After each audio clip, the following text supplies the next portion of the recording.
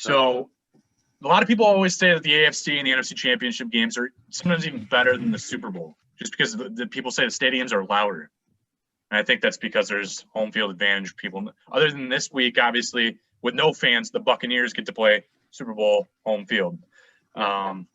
So it would be kind of convenient that's the first year that gets to happen. But I do want to talk about these really good games, especially the NFC Championship game. I felt like was really good. The Packers fell the Bucs 31-26. Yeah, that was a good game pretty much to the end. What do you guys think about that? I mean, we can break down like the full game, and then I don't know, like we gotta obviously talk about some coaching decisions. I thought there were some perplexing coaching decisions on both sides of both teams for sure.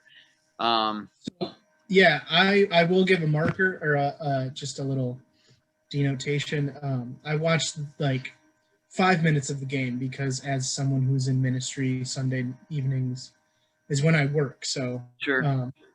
I just saw the fallout and outrage from kicking a field goal, being down one touchdown to kicking a field goal so that they could be down one touchdown. Yes. So, I mean, okay. For the most part, the biggest turning points in the game, I thought it was pretty even for the most part all the way through the first half. Turning point in the game is obviously the last second touchdown by the Bucs at the end of the half, which just I don't even know how you let that happen. Just terrible play by the DB. I think they were probably sitting on like a 10-yard out would be my guess, and he just kind of was the whole time just waiting for the guy to break because he wanted to break on the ball, and then Scotty Miller just ran past him. And then it got to the point where he wasn't even like close enough to even interfere with him. It was that bad. So, good on the Bucs obviously for taking the shot, and that's great. But I think that was a huge turning point. And then obviously, there's a few PI calls that they really let the receivers or the DBs play in this game, I would say. But sure they missed the one on the Rodgers interception, I'd say, but I don't know how you don't call that one at the end of the game either.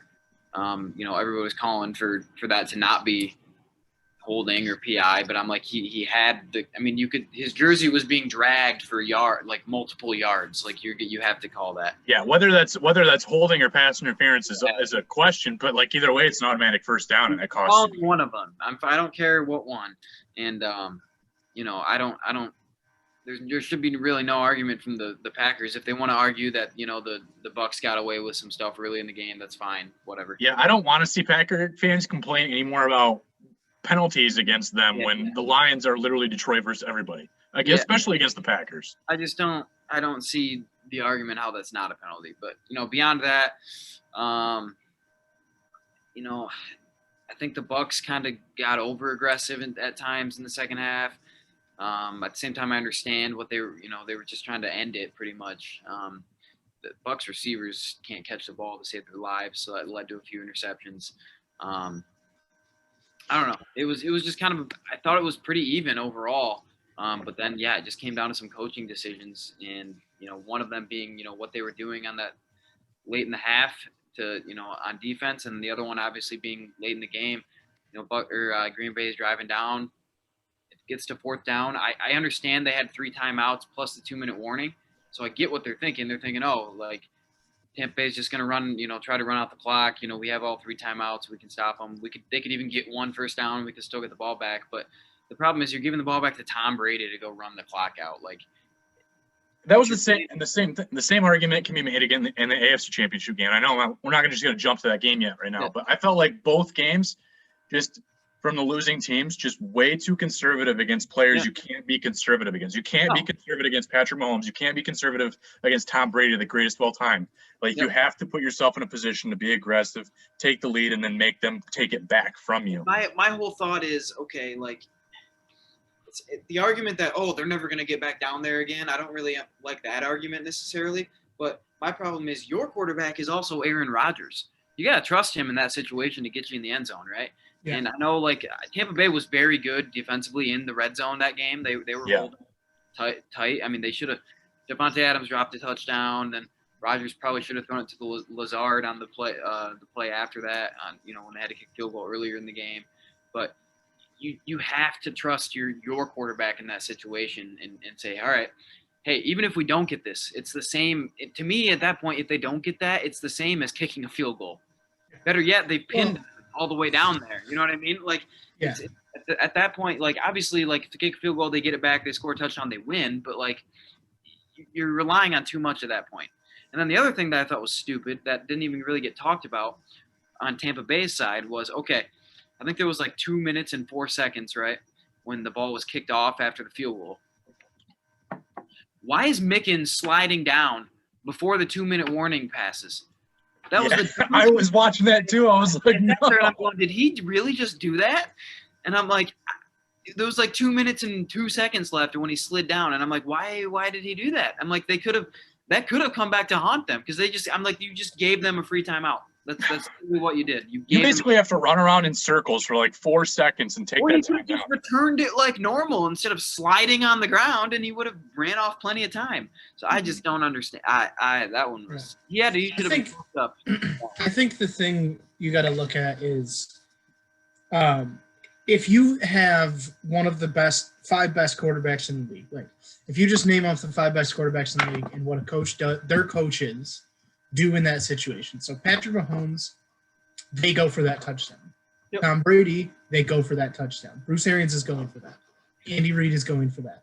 Sean McDermott with Josh Allen, I know he had some questionable decisions. I know Josh Allen had some. I don't know if he would have gone for it based on his AFC Championship. Yeah, true. I know, but like situation, I think he probably goes for it. So skip over that, but like Pete Carroll with Russell Wilson, they're going for that. Yep. Like, if any competent coach with any top elite quarterback, they're going for that touchdown. And the fact that LaFleur didn't, listen, one of the biggest things I hate about Aaron Rodgers is how much of a diva he is and how, he's going to be in Green Bay next year, but he did his whole press conference about, I don't know what's going to happen. Like, shut up. You know you're going to be back. He drove Mike McCarthy out of town. He's going to drive LaFleur out of town. He runs Green Bay. He runs that organization more than anybody, including the owner, does. When you have a quarterback like that, and he's the MVP. So look at his personality and the level of play that he's been putting up this year. You go for that touchdown. And if he wants to go for that touchdown, LaFleur, you shut up and you let him go for that touchdown. And then when you get in the locker room, you say, hey man, next time let's go for a field goal. And maybe he'll be like, okay. But I just think that was a stupid choice because it's the AFC. If it would have been a week 8 and you're playing the Detroit Lions and you lose that game and you go to 5-3, sure, who cares? But it's the AFC Championship. You play to win the game. I'm going to quote Herm Edwards. You play to win the game. And it was just dumb. I just think you got to look at it. Yes, he's your quarterback, but then I would not be giving the ball back to Brady there. There's just no that too. Yeah. As he'd thrown 2 interceptions in a row at that point, and he looked amazing the first half. Didn't look as great in the second half, but you do not give him the ball back to run out 2 minutes. He's gonna do it. They're gonna find a way to do it, and if they don't get that touchdown there, let's say they go for it on 4th down, they don't get it there, you're pretty much in the same spot that you were before. You still need a touchdown. Yeah, you need the 2-point conversion to tie it, but you still need a touchdown and the 2-point conversion. You're pretty much in the same spot, plus with better field position to your advantage, where maybe Tampa Bay, because on that 1st down they threw the ball, maybe they don't throw the ball anymore. Maybe they just can say, hey, we're just going to run it and punt it and trust our defense here. So I get what his thought process was. I really do, because it's okay. You have all 3 timeouts and the 2-minute warning. They shouldn't have had the 2-minute warning, like we just talked about, and the 2-minute warning. But his thought is, okay, we're going to extend the game here, right? Because if we don't get this, there's a real good chance we're going to lose. If we do just kick the field goal, we can at least extend the game to a point where it's hey, if we get a touchdown, we could win in regulation, right? But to me, if you go and you score there, heck, you could get the ball back and have a chance to win it, with the game tied. You know what I mean? The pressure, you're putting all the pressure on Tampa Bay to, 1, stop you on that play, and 2, then they have to go score. Or they have to at least hold the ball until overtime.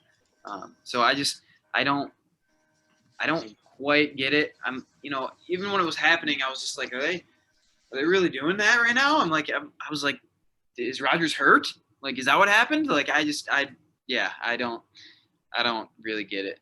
The other thing we can talk about is that I think Shaq Barrett had somewhere near 1,000 sacks in that game. Everyone was getting them, yeah. I mean, even JPP had a couple. So, and Stu was getting constant pressure. That was pretty much what I think was the difference in the game, though, in the end. Obviously, the coaching decisions, whatever, but like when Tampa Bay needed to dial up the pressure, they were able to get there. I mean, they had 6 or 7 sacks. Yeah, I think that could be one of the narratives. We'll talk about the Super Bowl preview next week, but that like Eric Fisher going out with Kansas City is huge. Yep. Because Vita Vea's back and he's going to have 2 weeks of rest under his belt now. Yep. And Mahomes has turf toe. He's not running around quite as good. So, I mean, I think you got to look at like it's 2 weeks off and players will get healthy. So you'll have full rosters and hope like anybody who didn't break or tear anything in the past month is going to play. Right. But that's going to be one of the toughest things for Kansas City. Yeah. And circling back before we get to that AFC championship recap, there's the controversial play before that final field goal was on that 3rd down and goal. Aaron Rodgers looked like he had a bunch of space where he could have taken off. He was already had the momentum of moving and then decided to throw across his body to a double covered Davante Adams. Yep. Now, do you think he would have made that? Because there's different angles that I've seen it, and it looks really close. And at the very least, it looks like he gets to like the 2 or 3 yard line. Yeah. So it looked like who Aaron Rodgers was watching when he was looking to run up was Devin White. Mm-hmm. And Devin White's eyes were on Aaron Rodgers. Now, if you look a second right before, like basically as Aaron Rodgers makes the decision to throw, I don't know which receiver and which defender on Tampa Bay, but they run into Devin White. Mm-hmm. But Aaron Rodgers didn't see that happening.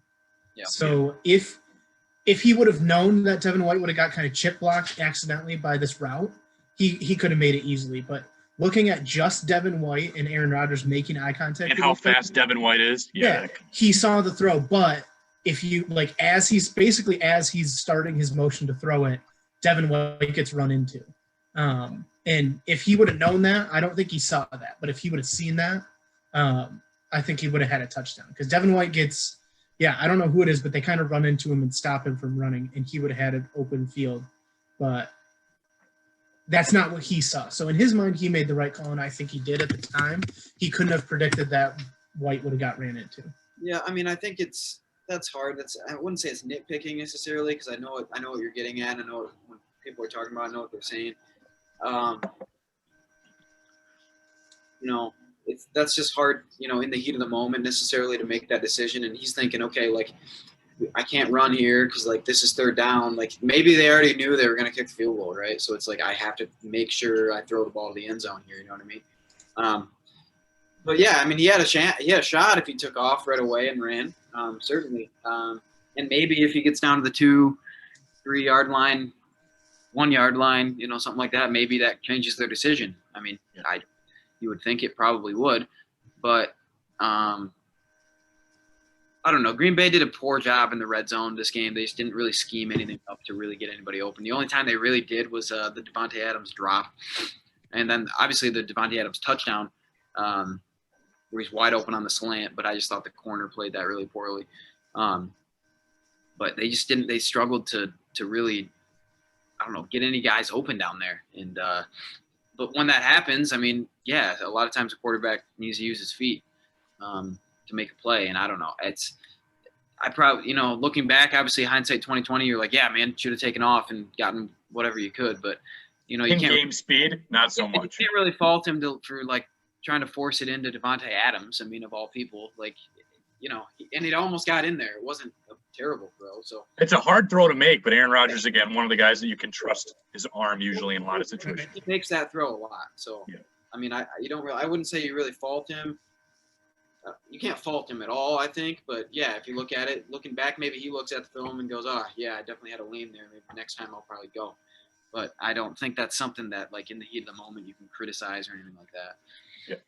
Yeah. Yeah. So Chiefs Bills, that game was not as close. No. But again, a very conservative play calling by Brian DeBoll on the offensive coordinator, as the offensive coordinator, and Sean McDermott. Yeah. I don't know. I didn't text Brian this week about it. I didn't feel like he'd like that as much. No. So, but yeah, 38-24. Patrick Mahomes had turf toe, obviously, came back from his nerve. I don't know. What would you call that? And it wasn't a concussion. It was a concussion. No, it was. It was. It wasn't. I thought it was a concussion, but they slipped the trainer $5,000 and we're like, dude, shut up. This is just a nerve. Yeah. Yeah. Yeah. NFL does that all the time. Oh, it was a spinal thing. Like, no, he was concussed. No, he literally had no idea where he was and almost fell over. Yeah. But either way, yes, not very close. But he played pretty well despite that concussion. Yep. So one would still wonder they could sell it. What did you guys? I mean, did the Chiefs obviously lost Eric Fisher, like you mentioned, Isaiah, but like their offense, that speed and space, McCole Hardman, Tyreek Hill, those guys were amazing. Yeah, they're just so the Chiefs are just like. This is a term in basketball. This came to prominence in when Golden State was on their run, where they just flipped a switch and they just even if they were down 20 points, they came out in the third quarter and just absolutely destroyed someone, and then the game was over. And the Chiefs last year were definitely that team. The game against Houston, the game against Tennessee, where they were leading by double digits, multiple touchdowns, and then they just seemed to. Just figure out, oh, hey, we are the Kansas City Chiefs and we have the best player in football and we have some of the, we have the best offense the NFL has possibly ever seen. So why don't we just score 3 touchdowns in a row? And they did, I think people kind of forgot that. And over just how they played at the end of the season and into the playoffs to this point. And then we saw it come out against the Bills. And the Bills definitely had chances to keep it closer. Yep. I don't think the Bills, the coaching decisions make them win the game. But there were 2 field goals, especially that should have you have to go for touchdowns in this situation. When you're a huge underdog to the Super Bowl, the previous Super Bowl winner, you pull out all the stops, man. I think Josh Allen made some young NFL player mistakes. I think part of it was we were talking about it during the game. There were some instances where I was you can't really blame him because there were people in his face in the fourth quarter every single play. Mm-hmm. They were rushing 3 and 4 and getting massive pressure. So obviously he's going to run around like a circus. But Kansas City just showed that they are still, until maybe 2 weeks from now, the best team in football, and they can just look at themselves on the sideline and say, hey, we're the Kansas City Chiefs, and then just go out and score as many points as they want. Yeah, I mean, I think they did McCole Hardman a huge service. Obviously, they went down 9-0 in part due to McCole Hardman dropping the punt, muffing it at the 3-yard line. And then, the Bills took advantage on that and scored right away. But then right when McCole went and hit on the sidelines, Mahomes went over to cheer him up and then said, we're going to get you to make a play here. And then they ran a great jet sweep, and McCole went off for 50-plus yards and put him right into field scoring position again. So I think that's a huge morale boost for a team. When a guy feels down, one of your key players feels down, you're going to get him right back involved and let him feel good about how he's contributing to this team. Yeah, I just think the Bills the level of execution on, that they had on offense, they're not at that level yet. I'm not saying they're a good offense. They've been a good offense all year, but to be I look at it this way, and this is a partially Josh Allen problem, and it's not his, he'll probably get there. I think he's obviously progressing every single year and getting better. But what separates these teams at this point? So it separated the other 3 teams because I think of those 4 teams, the Bills were the worst of those 4, and I think it was kind of made clear. But what separates them at this point is your quarterback has got to be able to get you out of bad plays, right? Has got to be able to execute at a high level at the line of scrimmage before the play, and after during the play has got to be at an elite level, right? So Brady, elite level, at getting them out of bad plays, either changing the play or just executing the play that's called, to a T, right? Mahomes, elite at this, right? Obviously, they have all kinds of crazy playmakers. Travis Kelce's like always open, so that certainly helps. But just elite at getting them out of bad plays with either his feet, where he's just making a play, or just checking down to his outlet or anything like that. That's what he's great at. Rodgers the same way, right? Problem is the Bills. I'm not sure Allen's quite there yet. He's he forces things, right? He forces things, especially when they got down, right? So if they were able to kind of continue to build on that momentum going down, when they're up 9-0 right away, I think that missed extra point kind of takes a little bit of air out of them too. But when you're up 9-0 right away, if they're able to kind of build on that momentum, even if the Chiefs start coming back, I think he's kind of able to play loose and play like he's kind of played all year. But as soon as they get down and they have to throw the ball, they can't really run a whole lot of play action stuff to make it easier on him. That's when he struggled, right?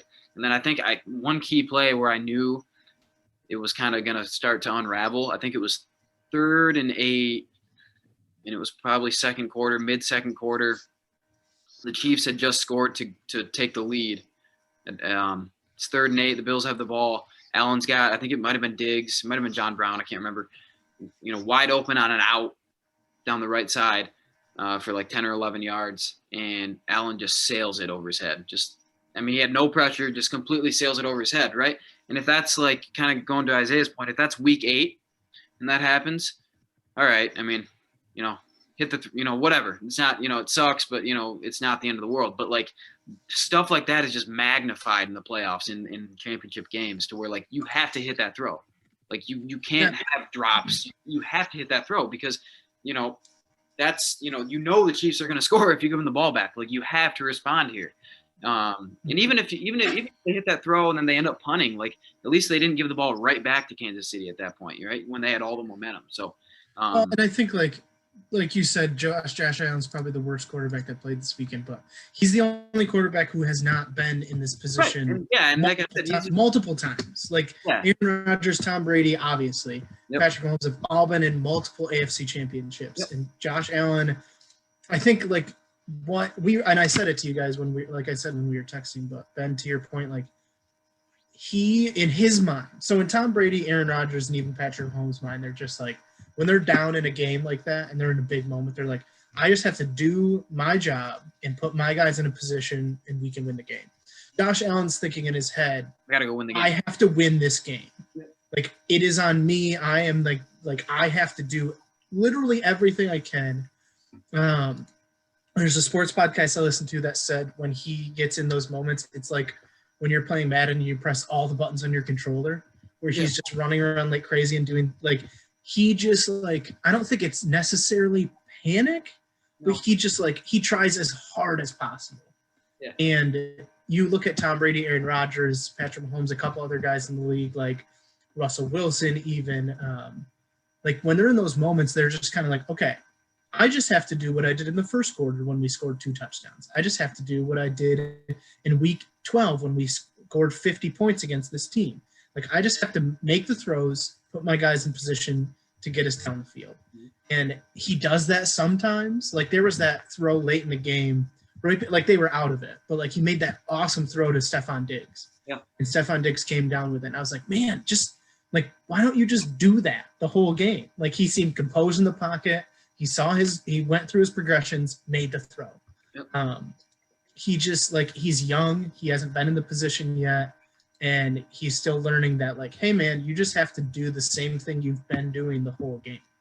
Yeah. So I don't know if that's coachable. I don't know if that's, like, him just maturing. It usually seems to be. But it just seemed like he panicked a little bit. Like, just, like, I don't think he lost his composure 100%, but he just, like, had some moments where he was just like, shoot, I have to do this. And it's like, no, you just have to, like, let Stephon Diggs do it. Let Cole Beasley do it. Like, let one of these other guys just get the ball in their hands.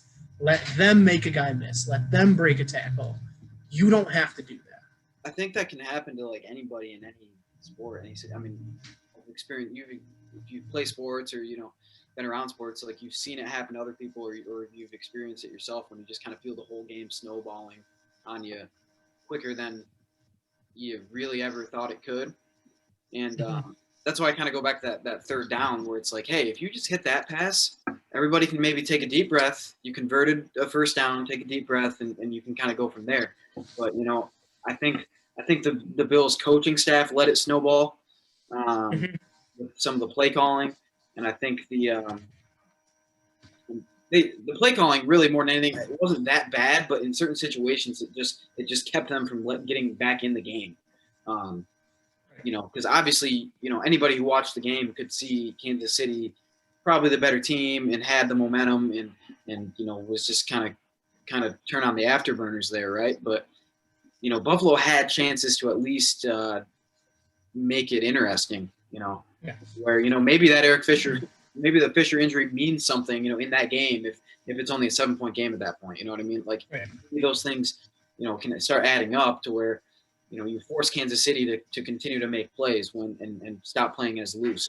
And I think that's the biggest thing in those situations, like you said, like Brady, Rodgers, Mahomes. Yeah, they've been there before, so that's part of it. But they're just cool, man. They're relaxed in those situations, and nothing is forced, right? Even if something seems forced, it's really not forced. Like it's interesting to watch the difference, right? Well, similar to coaching, like some of it is coaching, and some guys just have that, Maybe Josh Allen, and I'm not saying he won't because he's so young, but maybe he just isn't going to be that guy to where like you get down 14 in the second half, and maybe you're just not going to rely on him to mount the comeback. And that's okay. You can still be a good quarterback and be that guy. It's kind of just what separates the elite from just the really good. So. Yeah, and that same narrative with Josh Allen, like he's the only one that hasn't been there. We just talked about two teams with bad coaching decisions with LaFleur and with McDermott. They're the two coaches that haven't been there also. Like Andy Reid has been in championship game or conference championship games. What is this, his sixth one? Like Bruce Arians has been coach of the year. He's been around the block. He's a veteran coach. LaFleur and McDermott have not been in this situation. They don't know when to be aggressive and when to play to your strengths. They don't know when to take chances and when to be a little conservative. Like they just haven't experienced it yet. So I understand why you kick a field goal here when everyone's screaming go for a touchdown. Like I still don't excuse you for doing it, but I understand where their mind, they're not making that jump because they've just never had to in their life.